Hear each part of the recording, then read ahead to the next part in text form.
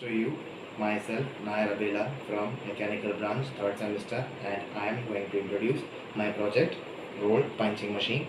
Roll Punching Machine is a mechanical device used to punch holes or perforations in materials such as paper, cardboard, or metals, etc. in a continuous manner.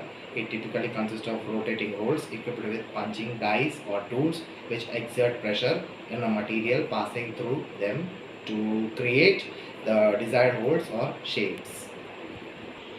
Geneva mechanism is a mechanical device that converts continuous rotary motion into intermediate rotary motion. It typically consists of a driving wheel with a pin and driven wheel with slots. As the driving wheel rotates, the pin engages with the slots on driven wheel, causing it to advance in a stepwise motion.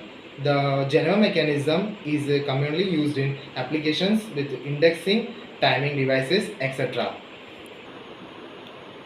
Working of roll punching machine with Geneva mechanism, the continuous rotation of the driving wheel engages with the slots on the driven wheel, causing intermediate motion. This motion activates the punching mechanism, which punches the with the holes in the material and into the machine. This process repeat as long as the driven wheel rotates, ensuring precise and synchronized punching at the regular intervals.